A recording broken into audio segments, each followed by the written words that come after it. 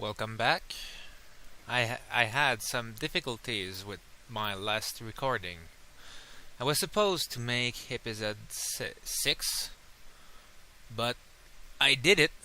I played. I did all the quest in the Citadel, and I did like 1 hour of gameplay, but my program just registered 40 seconds. So scrap that. I'm gonna continue, but for now on, I'm gonna make 2 saves and redo everything I failed to do to record if I fail to record because it sucks really hard. I just wasted a lot of time, and I said a lot of things on that video. So as you see, now I'm in the ship. I level up a little. I recruited Tally, the engineer, the Quarian, and now I'm in full control of the Normandy. Now it's time to get to know a little more the crew.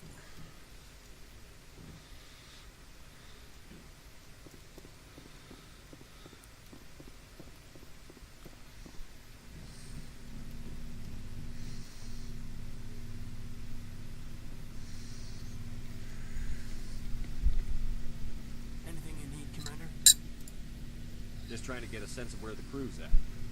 Thoughts? I've wasted enough of your time for now, Commander. We'll have time for personal debriefings later. What's your opinion on the last mission? I don't see how we could have done things any better. At least not without getting to E5 sooner.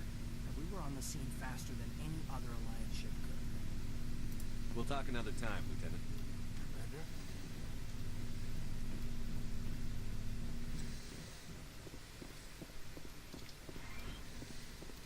Yes, Commander? Is there something you need? How did you end up serving on an Alliance ship? I enlisted right out of med school. Earth always seemed boring to me. Too safe, too secure.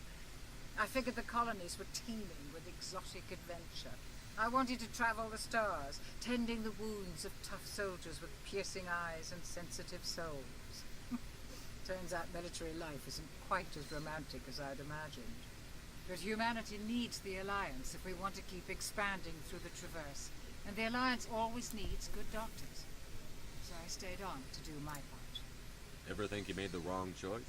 Sometimes I think about opening a private practice back on Earth. Or maybe taking a position at one of the new med centers out in the colonies. But there's something special about working on soldiers. If I left the Alliance now, I'd feel like I was abandoning them. How well do you know the Lieutenant? I'd never worked with him before this mission. But he has an impressive service record. Over a dozen special commendations. Tends to keep to himself, though. Maybe because of the headaches. It's not easy being an L2. What does that have to do with it? Well, most biotics now use the L3 implants. Lieutenant Alenko was wired with the old L2 configuration. Sometimes there are complications. What kind of complications? Severe mental disabilities, insanity, crippling physical pain. There's a long list of horrific side effects. Hayden's lucky. He just gets migraines. I should go. Goodbye, Commander.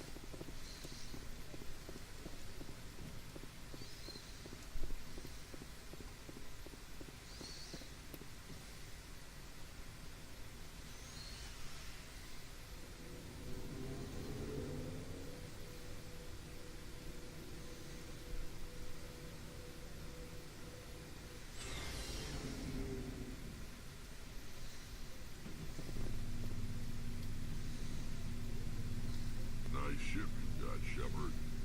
What can I do for you? What's your story, Rex? There's no story. Go ask the Quarian if you want stories. You Krogan live for centuries. Don't tell me you haven't had a few interesting adventures. Well, there was this one time the Turians almost wiped out our entire race.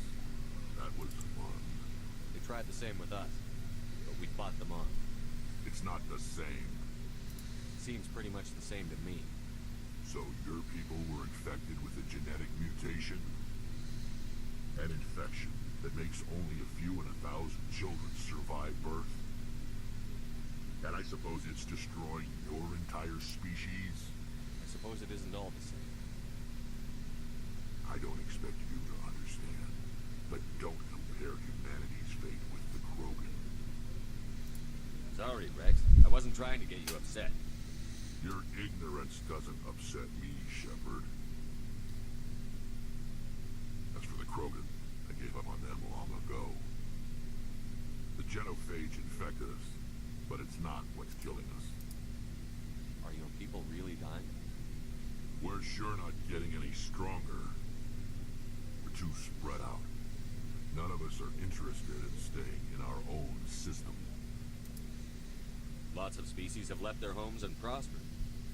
But they go to colonize new worlds. We're not settlers. We're warriors. We want to fight. So we leave. Hire ourselves out. And most of us never go back. What can you tell me about the genophage? Ask the Solarians if you want details. They made it. All I know, it makes breeding nearly impossible. Thousands die in stillbirth, and most never get that far. Every Krogan is infected, every one. And no one's rushing to find a cure. Why don't the Krogan try to find a cure? When was the last time you saw a Krogan scientist? You ask a Krogan, would he rather find a cure for the genophage or fight for credits? He'll choose fighting every time. It's just who we are, Shepard.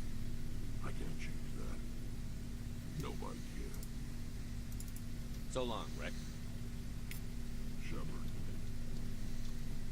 Commander? What's your opinion on the last mission? Kinda wish you got there sooner, Commander. No offense, I appreciate the rescue. I just wish... We came as soon as we got the distress call, even with the fastest ship in the fleet. You did the best you could, Commander. It's my fault.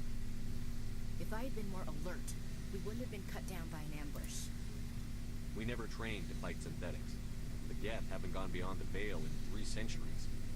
Our training's supposed to make us able to adapt. I'll make sure it doesn't happen again. Do you have a few minutes to talk one-on-one? I'm sorry, Commander. I need to get my duties squared away. I wouldn't mind talking more later, though. Dismissed, Chief. Sir.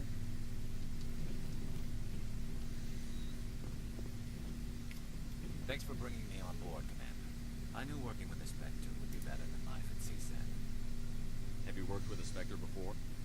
Well, no, but I know what they're like. Spectres make their own rules.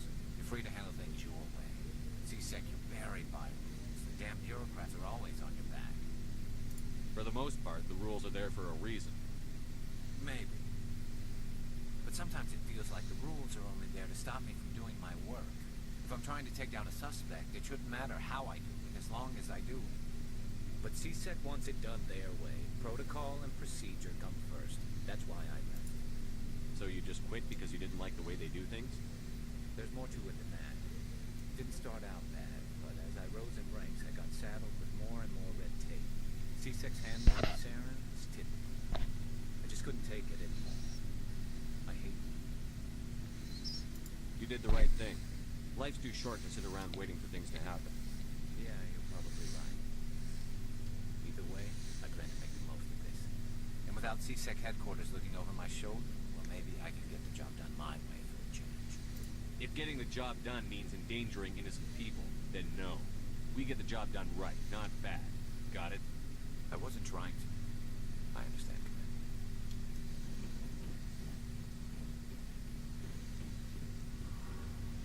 And now for the big history lesson.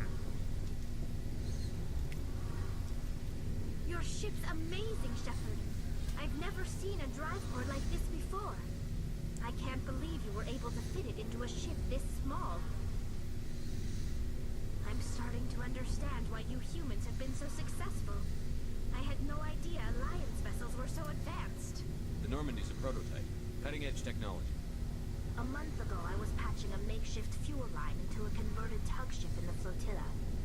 Now, I'm sitting on board one of the most advanced vessels in Citadel space. I have to on a vessel like this is a dream come true for me. I had no idea you found ship technology so interesting. It comes with being a Quarian. The migrant fleet is the key to the survival of my people.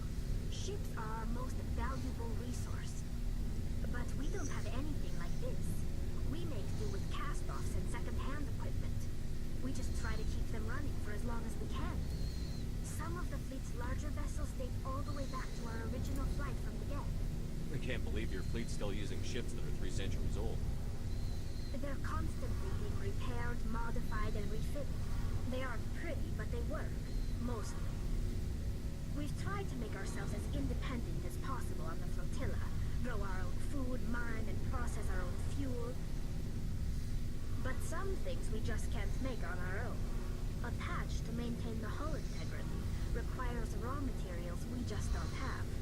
That's why our pilgrimages are so important. Tell me about your people. Our lives aren't easy. Resources are scarce, and we are constantly on the move. Everything we do must in some way contribute to the continuation of the migrant fleet. There are 17 million Quarians in the flotilla, and each of us relies on the others for survival. The bonds among my people are strong. Unfortunately, we have had to surrender many of the freedoms and civil liberties other species take for granted. What kind of freedoms? Well, it's illegal for parents to have more than one child. If our population grows too much, it would strain our resources to their breaking point. Of course, we also can't allow our numbers to become too few. If our population is in decline, the rule against single births is temporarily repealed. In extreme cases of population decline, incentives are even offered to encourage multiple births. Though the Conclave hasn't had to take such measures in nearly a century. That's your government.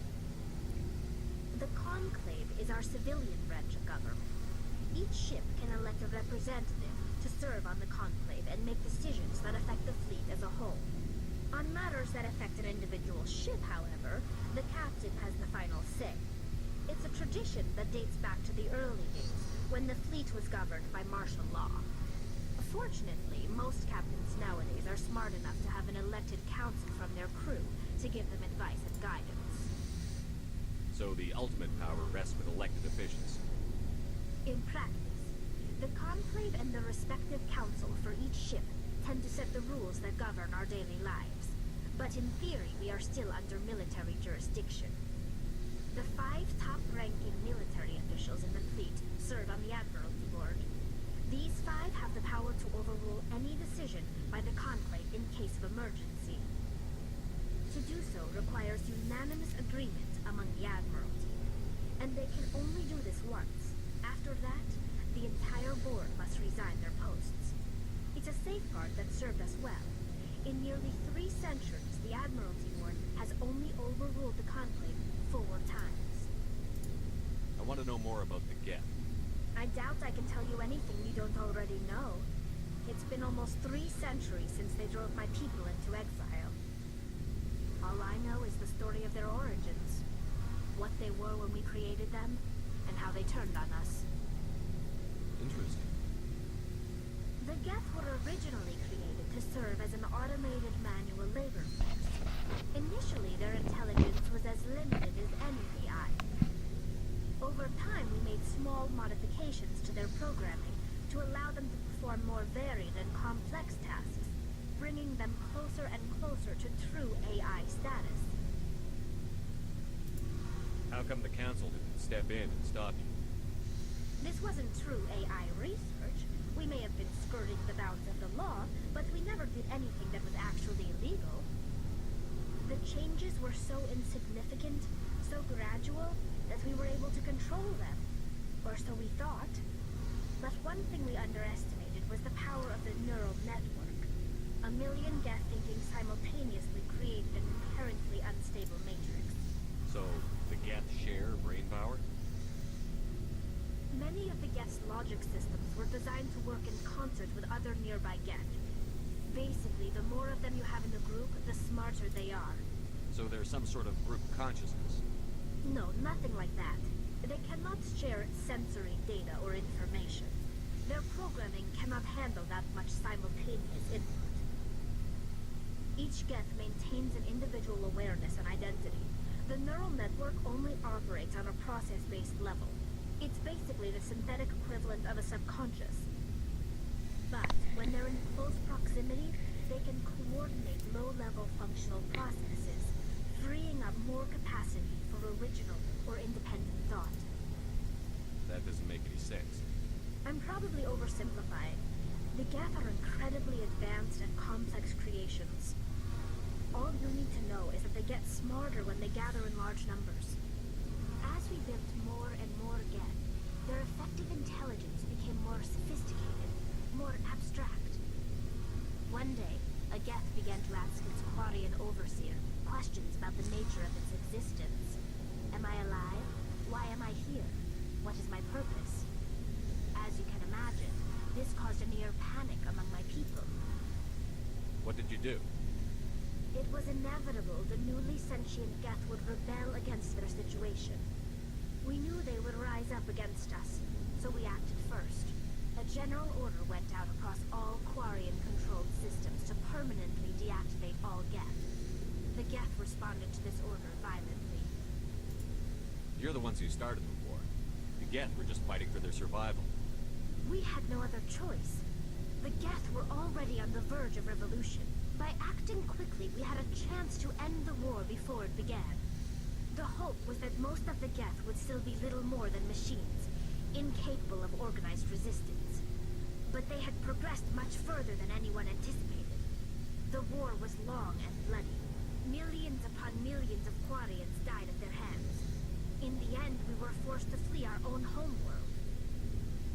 We feared the Geth would pursue us, but they never came beyond the veil. Now we drift through space, exiled, searching for a way to reclaim what was once ours. It's hard to feel sorry for you. Your ancestors tried to wipe out another species. We made a mistake when we created the Geth in the first place, but we did not make a mistake when we went to war against them. If we had not acted, they would have wiped us out. They're a synthetic life form. They have no use for organics. None. Why do you think they cut themselves off from the rest of the galaxy? Why do you think they've killed every organic being who's ever tried to contact them? I didn't mean to offend you. I'm sorry. I didn't mean to get so worked up. Most Quarians tend to have pretty strong opinions about the Geth. I want to know more about the pilgrimage. When my people reach maturity, we leave our birth ships and seek acceptance with a new crew. It's necessary to maintain genetic diversity among the fleet. But no ship wants to accept someone who will be a burden on them. So, to prove our worth, we embark on a pilgrimage. We set out alone, leaving the flotilla and our families behind us. We only return once we have found something of value we can bring back to the fleet. This is presented as a gift to the captain of the respective ship we wish to join. If the gift is accepted, we are welcomed into the crew. Can a captain choose to reject the gift? And that doesn't happen often. Most captains are eager to increase the size of their crew. It increases their own standing in our society. Even when a gift is not particularly valuable, the captain usually accepts it out of a sense of tradition. However, there is a stigma to presenting a substandard gift. It's not the best way to make a good impression on a new community. Most pilgrims don't return until they find something worthwhile. I can't believe they just send you off alone. It's not like they just cast us out. Before we leave, we are given lessons in how to survive outside the flotilla, and given gifts to help us on our journey. We also receive implants to fight off sickness and disease. Generations of living in an isolated and highly controlled environment have left our immune systems weaker than most. By the time we leave the fleet, we are well equipped with a pilgrimage. This is a rite of passage for all Quarians. If it were dangerous, our numbers would suffer. Virtually every pilgrimage ends with a triumphant return and the ritual presentation of the gift to one of the fleet's captains. I want to talk about something else. Like what? I should go. See you later. I want to talk about something else. I should go. Hey, Commander, you know that Quarian, Tally? She's been spending all her time down here asking me about our engines. I'll tell her to leave you alone. What? No, she's amazing. I wish my guys were half as smart as she is. Give her a month on board and she'll know more about our engines than I do. She's got a real knack for technology, that one. I can see why you wanted her to come along. I figured she'd be a real asset to the team. You've got an eye for talent, Commander, but I'm guessing that's not why you came down here. Fill me in on the IES stealth systems. How does it work exactly? You can't hide a ship out in space. They emit too much heat and radiation. Too easy for sensors to pick them up, unless you find a way to capture those emissions. So our stealth systems trap the energy we give off in storage sinks built into the ship itself, with no emissions to give away our location. Eventually the sinks have to be vented. More than a few hours silent running and they overheat. Cook us inside our own hull. There's no way for anyone to detect us? A visual scan can still pick us up. Anyone looking out a window can see us plain as day. But you have to be pretty close to get an actual visual out in space. Most vessels rely on scanners. As long as the stealth systems are engaged, they can't see us. Not unless we accelerate to FTL speeds. Why doesn't it work with faster than light travel? Cranking up the FTL blue shifts our emissions, pushes them into frequencies too high to capture in the sinks. As soon as we make the jump, it's like setting off a flare. The sensors can pick up our location whenever we enter or exit FTL flight, but for short-range missions, our stealth systems are amazing, and we've got the only one.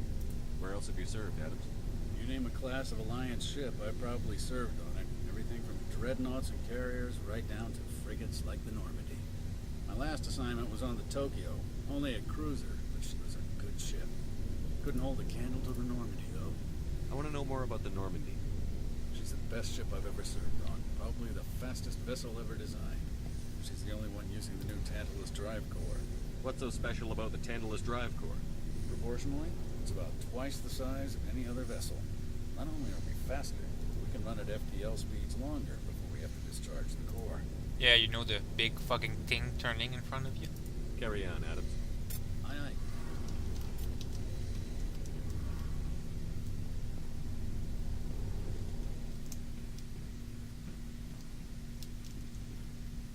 Hey, Commander. Looking for some extra supplies before you head out? What have you got? Whatever you want. Armor, weapons, mods. It's not standard Alliance issue, but that's not necessarily a bad thing. Well, as long as you don't mind paying for it. Why should I pay you for my weapons and armor? My stuff doesn't come from the Alliance. I have to purchase it myself, and it's not cheap. Hell, the licenses alone have set me back more than I'd like. But no licenses, no goods. Without the goods, I'm out of a job. What are licenses? Why do you need them? Manufacturers sell licenses. Each license allows me to buy and sell a certain brand of product. I already have several basic ones, but you'll need to buy more if you want me to bring in different brands. Many of the best licenses are hard to get, but they're well worth the cost if you can find them. What do the different manufacturers offer? There are too many for me to keep track of, but each license will explain what it's good for. What are licenses? Why do you need them? Oops. Many of the best licenses are hard to get, but they're How often will you get new items? Well, that depends on how many licenses you've purchased. But I'll rotate items on a regular basis regardless. And anytime we land someplace with a big enough port, I'll buy, sell, and trade whatever I can. Check back often. I need to move items quickly, so only the most basic items will be stocked consistently. Let's see what you've got. You bet, Commander. Here you can see I have already access to the big fucking weapon that does a lot of damage. But those cost a fortune. But as I play, the money will rise up real crazy fast. And I will be able to get those weapons. At least one for every member of my team. But right now I need a rifle or an armor with a better shield. Well, I don't. I missed $3. There we go.